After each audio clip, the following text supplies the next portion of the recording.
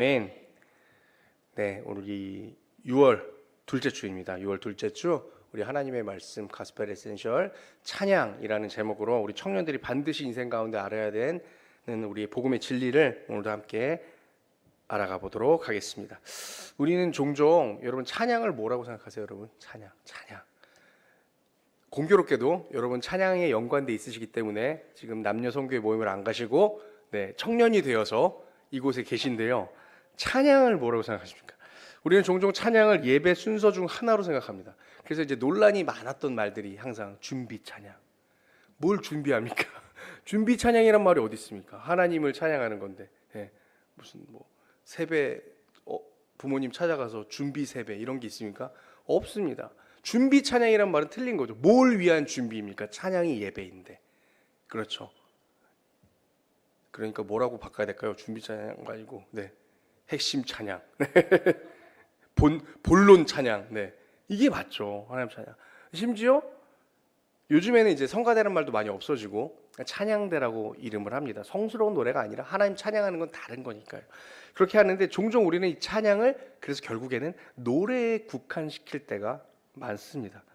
실제 주보에도 그렇게 많이 쓰이죠. 그러니까 찬양 이렇게 설교 전에 부르는 노래를 형식으로 하는 행위, 그것을 보통 찬양이라고 말합니다. 그러나 성경은 찬양을 그렇게 말하지 않습니다. 그리고 오늘 우리가 알아보고 우리 삶에 새롭게 적용해야 될 개념, 우리가 새롭게 적용해야 되는 이 개념 찬양에 대해서 본문을 통해서 새롭게 알아보도록 하겠습니다. 시편 96편을 읽어보면 놀라운 사실을 오늘 같이 읽었는데 발견하게 됩니다. 시편의 기자는 처음부터 끝까지 노래하라는 명령으로 가득 차 있습니다. 새 노래로 여호와께 노래하라. 그의 이름을 송축하라. 그의 구원을 날마다 선포하라. 그의 영광을 만국 중에 선포하라. 여호와께 영광을 돌릴지어다. 마치 하나님께서 반복해서 우리에게 같은 말씀을 하시는 것 같습니다. 나를 찬양하라. 그리고 찬양이 노래라고 한다면 노래도 찬양이 하나죠. 그렇다면 더욱더 대한민국 사람들은 집중해서 오늘 봐야 됩니다. 코인을 주고 노래방을 가는 이 노래의 민족, 노래하기를 너무나 즐거워하는 이 노래의 민족, 우리는 이 하나님을 어떻게 노래할 것인가, 찬양을 어떻게 해야 될 것인가에 대해서 정말 깊이 다뤄보아야 합니다. 여러분, 하나님을 찬양해라라는 말을 안 들어보셨나요? 오늘 저한테 처음 들어보십니까? 아니죠. 하나님 찬양하라는 말만큼 우리가 교회 생활하면서 많이 들어보는 말이 없습니다. 교회를 다녀본 사람에게 그렇게 특이한 메시지가 아닙니다. 그렇다면 하나님 찬양하라는 말을 하나님은 왜 그렇게 많이 하실까요? 나를 찬양해라. 어떻게 보면 좀 민망합니다. 하나님 스스로가 어떤 다른 사람이 야 하나님 귀하시니까 찬양해야 된대 이렇게 말하는 게 아니라 성경 자체에서 하나님께서 나를 찬양하라라고 줄곧 말씀하십니다. 그래서 우리는 찬양에 대해 새롭게 생각할 때 이 질문에서 출발해야 됩니다. 하나님은 왜 그토록 자기를 찬양하라고 하실까? 특별히 이 주제에 대해서 미국 침례교회 거장인 존 파이퍼 목사님, 제가 참 좋아하는데 이 존 파이퍼 목사님은 이렇게 말했습니다. 하나님이 우리 안에서 가장 영광 받으실 때는 우리가 그분 안에서 가장 만족할 때이다. 다시 말씀드릴게요. 하나님께서 우리 안에서 가장 영광 받으실 때는 우리가 그분 안에서 가장 만족할 때이다. 그러니까 하나님은 자신의 영광을 구하시고 인간은 자신의 기쁨을 추구합니다. 하나님은 하나님의 영광을 취하시고 인간은 자신의 기쁨을 추구합니다. 언뜻 들리면 이것은 동일 개념 같으세요, 여러분?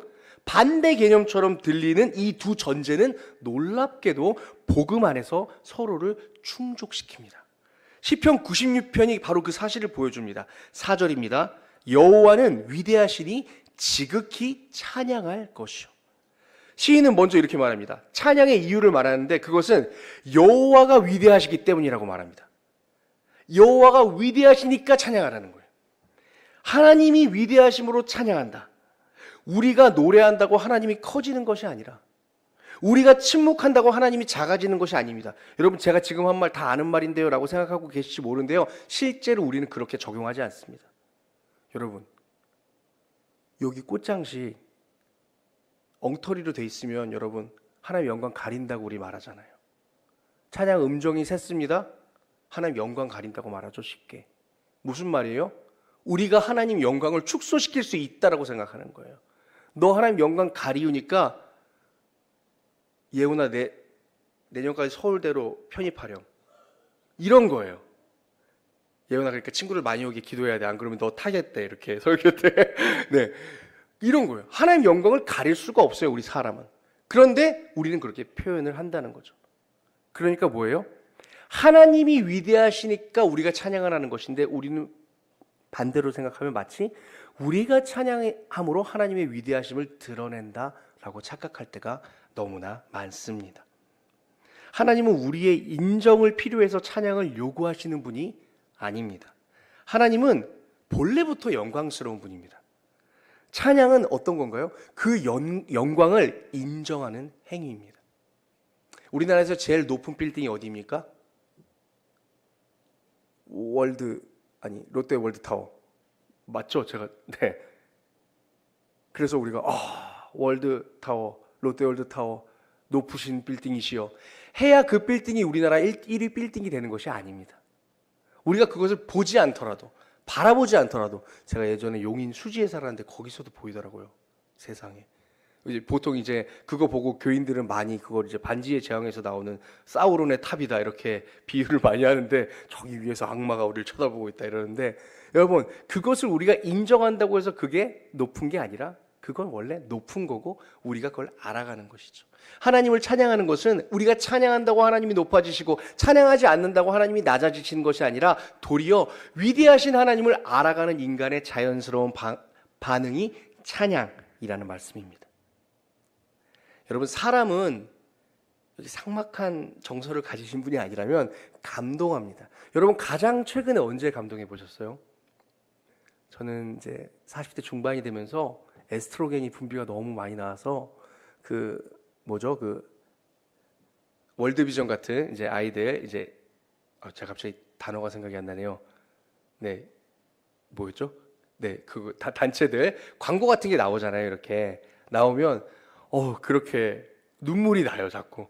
그래서 그 광고를 안 보려고 유튜브 프리미엄을 끊었어요. 네, 그럼 광고가 안 나오거든요. 네, 그런 걸 보면은 마음이 막 그러더라고요. 감동을 해요. 별거 아닌 거에도 감동을 합니다. 여러분은 가장 최근에 언제 감동해 보셨습니까? 내면의 상태에 따라서 인간의 그 빈도가 다르겠지만 사람은 누구나 감동합니다.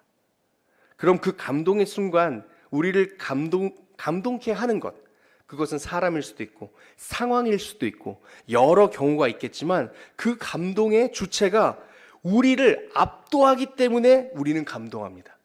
무슨 말씀인지 아세요? 내 안에 좋은 것이 있어서가 아니라 그 감동을 시키는 주체가 우리를 압도하기 때문에 우리가 감동하는 것이죠. 우리가 감동을 해줘서 그 순간이 위대하고 감동스러운 것이 되는 것이 아니라 그 순간이 우리를 감동케 만드는 것입니다. 그 주체가 우리를 거절할 수 없는 감격의 자리로 이끌기 때문에 우리는 감동하는 것이죠. 그리고 그 감동은 강요된 감정이 아니라 무엇입니까? 바로 여러분 만족의 표현입니다. 뭐라고요? 따라해 보실까요? 시작. 만족의 표현. 그 감동은 만족의 표현입니다.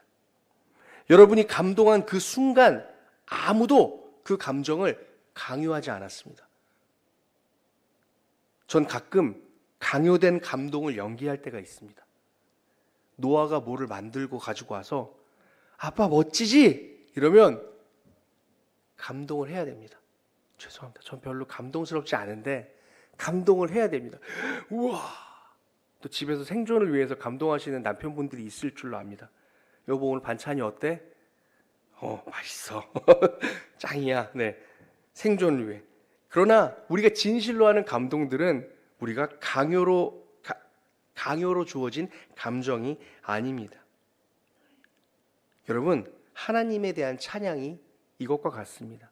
찬양은 여러분 의무가 아니라 만족의 폭발입니다.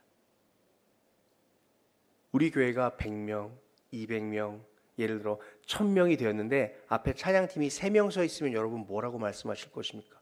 오늘 3명이어서 제가 3명을 말하는 게 아니라 여러분 보세요. 벌써 인원이 줄어서 3명이 섰는데 그럼 1000명이 예배드리는데 3명이 있으면 어떤 얘기가 나올 것 같으세요, 여러분? 야, 1000명이나 예배하는데 찬양팀 3명이 말이 되냐? 이 얘기 나오겠죠. 한 50명은 서야지. 50명 좀 너무 많나요? 한 15명은 서야지. 이게 뭐냐? 1000명이 예배드리는데 드럼 세션이 없어? 1000명이 예배드리는데 피아노 하나로 반주해? 이러면 안 되지. 여러분, 누구를 위한 만족입니까? 찬양은 그런 것이 아닙니다. 찬양은 하나님의 영광에 걸맞춰서 우리를 만들어가는 것이 아니라 우리의 만족의 폭발인 것입니다. 되려 한국교회는 반대로 가는 경우가 너무나 많습니다. 인원 대비 그럴싸한 찬양팀을 꾸려놓지만 정작 회중들 안에는 만족의 폭발이 없습니다. 성령의 감화 감동을 통한 만족의 폭발이 없는 거예요. 그리고 찬양팀은 사명을 가지고 그들을 만족시키기 위해서 더욱더 좋은 콘티와 연습과 막 찬양팀 안에서, 저도 찬양팀 오래 했거든요. 오랜만에 제가 찬양팀 했을 때처럼 오늘 서서 찬양을 했습니다. 하나님 저를 100인분으로 받아주세요. 그러니까 아까 막 눈물이 막 너무 나더라고요. 그래서 청년 때가 생각이 났는데, 그래요. 찬양팀은 막 회중을 만족시키는 게 아니죠. 그들을 영적으로 감동을 이끌어내기 막 열심히 하고, 저들은 아무 감동하지 않는 그 하나님과 전혀 상관없는 그 싸움이 계속 반복되는 거예요. 여기에 한 명이 찬양을 인도하더라도 이 안이 만족의 폭발이 되었을 때 여러분 놀라운 일이 일어납니다. 근데 그게 우리의 힘으로 되지 않는다는 것이죠. 찬양은 무엇입니까? 그것이 진정한 하나님을 향한 찬양이다 라고 말할 수 있습니다. 2절 말씀입니다. 그의 구원을 날마다 전파할지어다. 오늘 시편 기자는 하나님의 구원을 노래하라고 말합니다. 왜냐하면 하나님을 추상적으로 사랑할 수 없기 때문이에요. 구원을 노래하라는 거예요. 하나님을 그냥 노래해라가 아니라 하나님이 하신 일, 그 구원을 노래하라라고 말합니다. 사랑하는 성도 여러분, 우리는 하나님이 행하신 일을 통해 하나님을 알게 됩니다. 이스라엘은 홍해를 건넜습니다. 그때 기적을 보았죠. 광야에서 하나님이 주신 만나를 먹었습니다. 가나안에 놀라운 하나님의 인도하심으로 들어갔습니다. 그 경험들이 쌓여서 이스라엘은 결국 하나님을 알게 되었습니다. 마찬가지입니다. 우리도 복음을 통해 하나님을 압니다. 십자가를 통해 하나님의 사랑을 알고, 부활을 통해 능력을 압니다. 용서를 통해 자비를 압니다. 인도하심을 통해 신실하심을 압니다. 그리고 우리의 생활 가운데, 우리의 삶 속에서 하나님의 일하심을 목격하며 우리는 하나님을 배워가게 됩니다. 그래서 찬양은 하나님이 어떤 분인지 배우는 학교라고도 말합니다. 우리가 실제로 부르는 찬양에도 종류가 있습니다. 제가 아까 말씀드린 것처럼 저는 찬양팀 오래 해서 이런 찬양이 무엇인지 이런 세미나도 많이 가고 또 훈련을 많이 받았는데요. 찬양에는 여러분 두 가지가 있습니다. 첫째, 영어로 praise. 이건 말 그대로 찬양이라고 그냥 번역하더라고요. praise. 그리고 worship이라고 들어보셨죠, 여러분? worship은 보통 예배로도 번역이 되지만 경배라고 합니다. 그래서 우리가 마치 한 단어인 것처럼 경배와 찬양이라는 말을 많이 쓰잖아요. 경배와 찬양. 그래서 찬양, 이 praise는 제가 말씀드린 대로 하나님께서 하신 뭐를 찬양하는 걸까요? 일을 노래하는 겁니다. 하나님이 여러분의 삶 가운데 하신 일이 있으십니까? 없으십니까? 있으십니까? 그것을 노래하는 것입니다. 하나님 저를 구원해 주셨지요. 하나님 제가 어려울 때 그때 하나님 도와주셨지요. 하나님 제가 외로울 때 힘이 돼 주셨지요. 그 하나님이 나에게 하셨던 일들, 혹은 내가 목격한 그러한 일들, 하나님 저 성도를 구원해 주셨군요. 하나님의 일을 찬양하는 것이 바로 찬양, 프레이즈입니다. 그리고 하나님께서 우리 삶에 어떤 일을 하셨는지 그 업적을 상세하게 노래하는 것이 바로 찬양입니다. 그리고 경배는, 여러분, 그렇다면 경배는 뭘까요? 경배는 여러분 하나님의 속성을 노래하는 것입니다. 성경에는 하나님의 여러 가지 이름이 나옵니다. 여러분 아시는 거 아무거나 한번 해보실래요? 사랑의 하나님, 앞에 뭐 아무거나 붙여보시죠. 자비의 하나님, 공의의 하나님, 구원자 하나님 등등 하나님의 이름과 그의 속성 그 자체를 노래하는 것이 경배입니다. 이런 찬양이 있죠, 여러분. 위대하신 주, 찬양의 위대하신 주 모두 알게 되리라. 위대하신 주. 여기서 위대하신 주는 이 찬양의 흐름만 보더라도 개인적인 고백이 아닙니다. 우리 하나님 위대하신 거 믿으십니까? 그 위대하신 하나님을 찬양하는 것이죠. 미국 문화 쪽에서 이러한 찬양들이 참 많더라고요. 경배의 속성을 갖고 있는 워십 찬양이 참 많습니다. 실제로 이 찬양 같은 경우에는 도입부 가사도 그렇죠. 빛나는 왕의 왕. 개인적인 고백이 아닙니다. 공적인 하나님을 선포하는 노래들이 참 많습니다. 그런데 이 참 재미있게도 이 남미 쪽이나 우리 대한민국은 개인적인 프레이즈가 많습니다. 안개가 날 가리워. 내가 빠지면 안 돼요. 나의 피난처 예수. 제 피난처는 노래하지 않아요. 난 몰라. 나의 피난처 예수 의지해요. 내가 꼭 들어간다라는 거예요. 여러분, 그래서 가끔씩 때로는 이 높은 수준의 신앙심에 고양된 몇몇 사람들은 찬양 없는 경배를 말하기도 합니다. 무슨 말이냐? 이런 거죠. 내가 왜 자꾸 나오냐? 나의 피난처가 아니라 위대하신 주를 노래해야 되는데 자꾸 맨날 내 상처 이런 것만 노래하니까 그렇게 하나님을 제대로 하나님이 받으실 경배를 못 드리는 거다. 맨날 그냥 내 상황에만 급급해가지고 안개가 날 가리고 내 상황이 힘들고 내 눈물 닦아주신 주님만 노래하니까 저렇게 미국 문화들처럼 위대하신 주, great, God 이런 게 안 나오는 거다라고 말하기도 합니다. 저도 실은 한때 그런 생각을 갖고 있었던 사람입니다. 청년 때. 이런 말을 하죠. 그런 분들은 하나님께서 네 삶에 보이지 않으셔도 믿음으로 하나님을 노래하고 경배하자라는 식의 주장입니다. 그럼 언젠가 하나님이 일하실 거야. 믿음으로 먼저 고백해. 너의 삶에 하나님께서 일하신 것이 없는 것 같아도 하나님은 위대하셔 라고 믿음의 말을 합니다. 믿음인 척하는 말을 합니다. 하나님은 천지의 창조주시니 일단 그 위대하심을 고백해봐. 그럼 하나님께서 너의 삶에 나타나실 거야. 하지만 여러분, 실상은 그렇지 않습니다. 하나님, 우리는 모두 한 명도 빠지지 않고 하나님의 오직 은혜로 하나님을 만났고 그 찬양이 모여서 경배가 됩니다.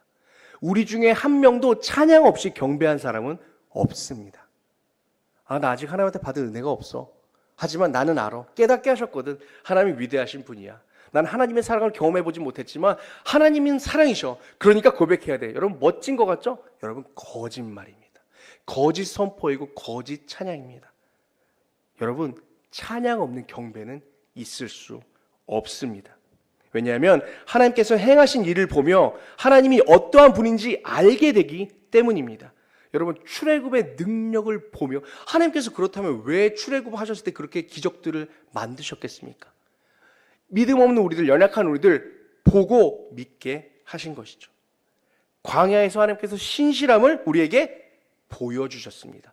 들려주시고 믿으라 하지 않으셨습니다. 보여주셨습니다. 그러므로 우리는 하나님이 하신 일을 노래하다가 결국 하나님 자체를 사랑하게 됩니다. 여러분, 청년들은 그런 이야기들을 많이 합니다. 고등부도 지나오고 공과 공부도 열심히 하고 다 했는데 배웠는데 솔직히 잘 믿어지지 않아요. 나의 삶에서 하나님에 대한 경험이 없어요. 여러분, 용기를 잃지 마세요. 하나님이 여러분의 삶에 말을 걸어주시고 일하시고 소위 말하는 은혜의 마일리지를 반드시 쌓여주실 겁니다. 그거 없이 여러분에게 나를 경배하라라고 말씀하시지 않습니다. 하나님이 나를 찬양해라 라고 말하는 것은 여러분, 하나님이 주신 여러분의 일상의 은혜를 세어보는 행위입니다. 그것들을 읊조리고 찬양하고 조금씩 나아갈 때 결국 하나님을 경배하게 됩니다. C.S. 루이스는 시편을 연구하다가 오랫동안 어려움을 겪었습니다. 왜 하나님은 계속 찬양을 요구하실까? 그러다 그는 깨달았습니다. 모든 기쁨은 결국 찬양으로 완성된다. 우리는 좋은 영화를 보면 추천합니다. 그렇죠. 제가 최근에 어젠가 스티븐 스필버그 감독이 새로운 영화를 냈습니다. 저는 그 명성만을 보고 오늘 가서 봐야지라는 생각을 하고 있었습니다. 새벽에 늦게라도 가서 봐야지. 그런데 별점을 보았습니다. 1점이 수두루 빽빽이었습니다. 그래서 안 가기로 했습니다. 여러분, 좋은 것 보면 우리가 추천합니다. 감격이 있을 때만 추천하는 거예요. 아무도 그걸 안 본 사람들은 실제로 그 영화가 개봉하기 전까지는 평이 너무 좋았습니다. 스티븐 스필버거가 만들고 유명한 배우들이 나오고 외계인을 다루고 야, 이거는 정말 걸작이겠거냐고 모두가 기대를 했습니다. 무엇이죠? 경험 없는 추천입니다. 그리고 그 영화가 개봉했는데 1점이 엄청나게 많은, 절대로 이 영화를 보지 말아라 라는 이야기들이 넘쳐 흘려서 저는 보지 않기로 했습니다. 여러분, 그렇습니다. 경험된 것, 이것들이 기쁨이 되었을 때 진짜 기쁨은 우리 안에서 흘러 넘치게 됩니다. 지난주에 우리 찌개로 나눠서 이렇게 자리를 앉아서 나눴잖아요. 그런데 우리 은솔 집사님이 저에게 오송에 있는 대왕식당이죠, 제가 잊어버리지도 않습니다, 그걸 저에게 추천해 주셨어요. 왜 그렇죠? 감격이 있었으니까. 청국장입니다. 네. 어마어마한 감격이 있었으니까 저한테 반드시 거기를 가보셔야 된다고.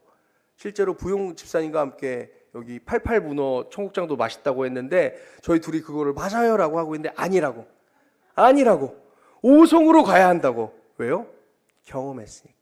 그 주체할 수 없는 기쁨은 여러분 사람에게서 흘러나올 수밖에 없습니다. 우리가 하나님을 기뻐한다면, 하나님이 우리의 삶을 만져주신 흔적들이 우리 안에서 발견되고 고백되어진다면 여러분 그 기쁨은 흘러나올 수밖에 없습니다. 어떠한 형태로요? 그것이 바로 찬양인 것입니다. 우리의 찬양을 요구하시는 것이 아니라 하나님은 우리의 기쁨을 그래서 완성하고 계신 것입니다. 여러분의 기쁨이 여러분의 인생 가운데서 온전하여졌다라는 것은 무엇으로 판명된다고요? 찬양이 나올 때 판명되는 거예요, 여러분. 찬양을 하시다가 나의 삶이 기억이 나고 그 삶에 일하신 하나님이 기억이 났을 때 비로소 그 기쁨이 온전한 기쁨으로, 사단이 건드릴 수 없는 하나님이 나에게 주신 온전한 기쁨으로 만들어지는 것입니다. 여러분 혹시 스탠리라는 회사 아십니까? 캠핑용품 만드는, 텀블러 많이 만드는 회사.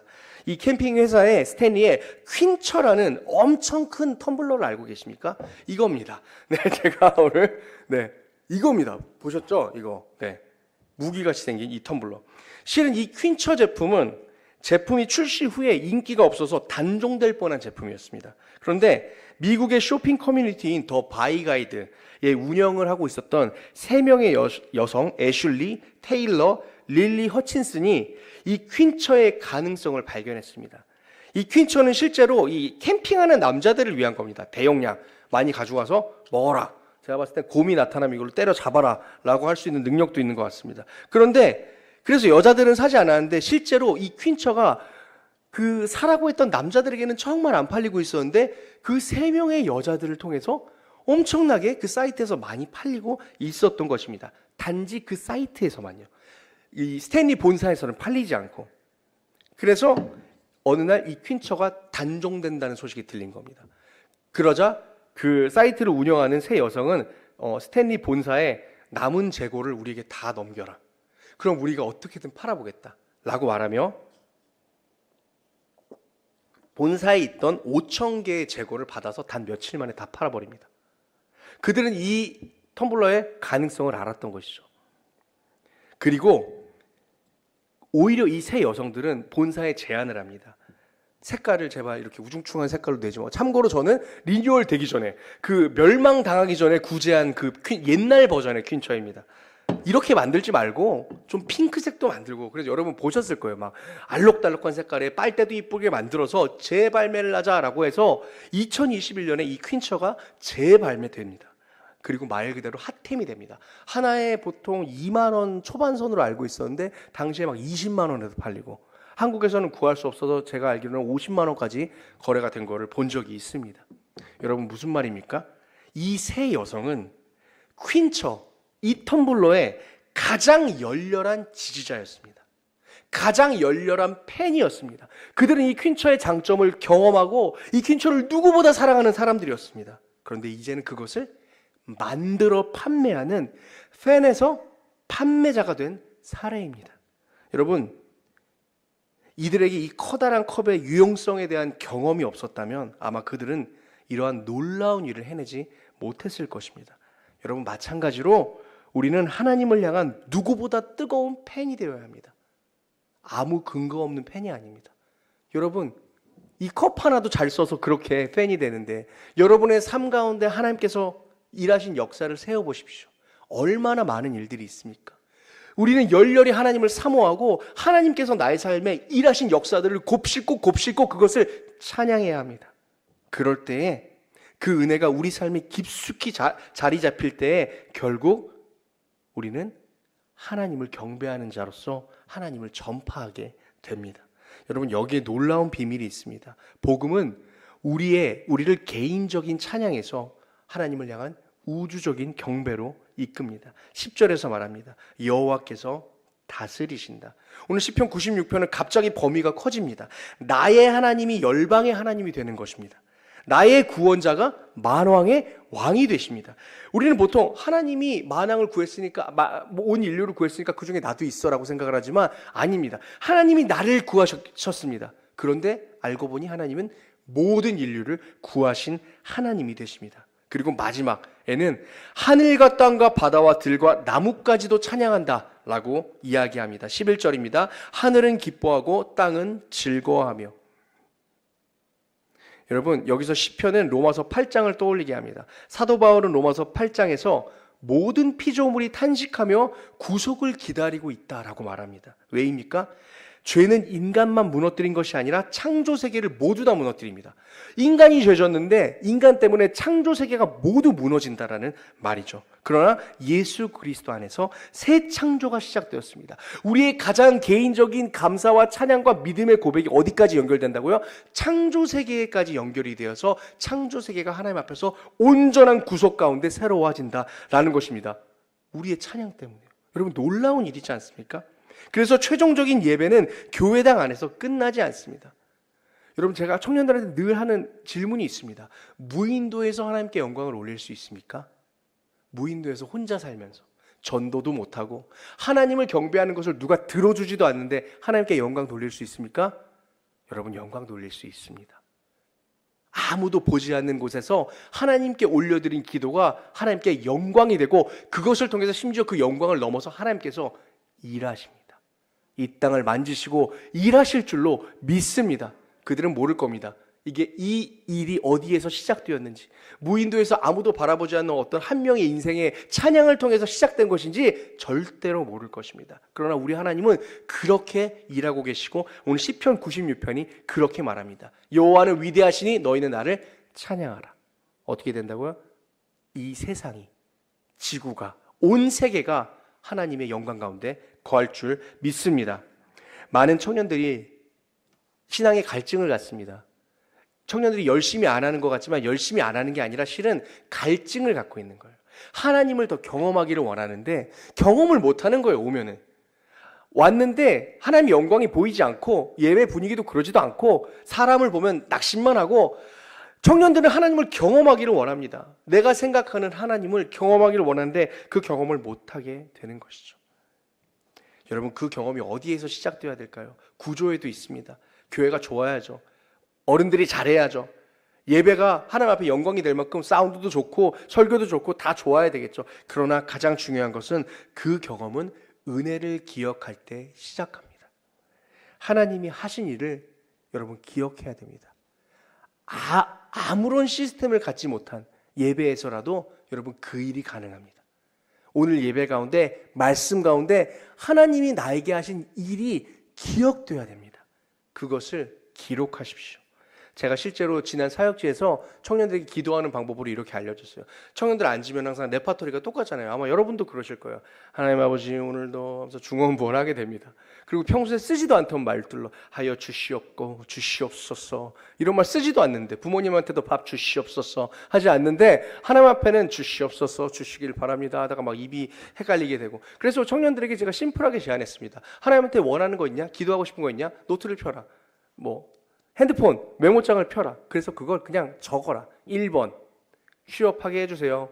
2번 기억이 안 납니다. 아무튼 원하는 거 다 적어봐라. 그리고 새벽이 됐든, 특별히 직장 다니는 남자들 제발 퇴근하고 집 앞에서 차에서 그냥 내리지 말고 얼마나 좋은 시간이냐, 그걸 하나님 기도하겠습니다 라고 말하고 보고 읽어라 라고 얘기했어요. 제가 그걸 한 명만 하더라고요. 한 20명한테 얘기했는데 한 명만 했는데 그 친구가 1년이 지나고 놀라운 고백을 했습니다. 그렇게 처음에 했습니다. 좋다고 하더라고요. 오히려 기도 시간도 짧아지고, 중언부언 할 게 없으니까. 그래서 처음에는 10개를 적었는데 나중에는 하나씩 지워지기 시작하더랍니다. 너무나 신기했다고 합니다. 하나가 지워지면 다른 하나를 넣는 것이 너무 기뻤답니다. 그리고 어느 순간 좀 거룩한 척하면서 기도도 해보고 하나님 앞에. 그리고 무엇보다도 가장 감사한 것은 다른 사람의 기도 제목이 적히기 시작했다고 합니다. 여러분, 하나님의 은혜를 기억해야 합니다. 우린 너무나도 쉽게 하나님의 은혜를 잊어버릴 때가 많습니다.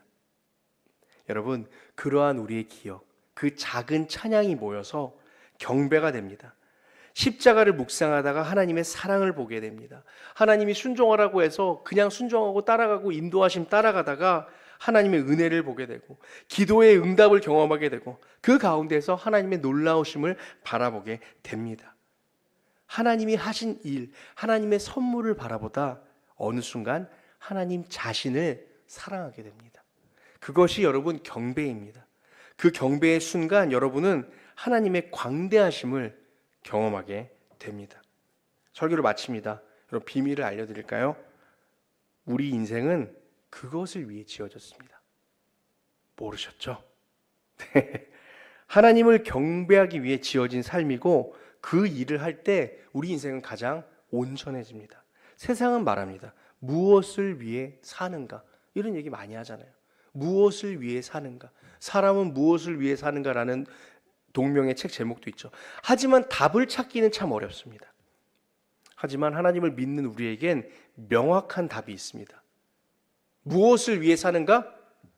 나를 지으시고 세상을 지으신 하나님을 경배하기 위해서 삽니다. 믿으십니까? 여러분, 우리의 인생은 그것을 위해 지어졌습니다.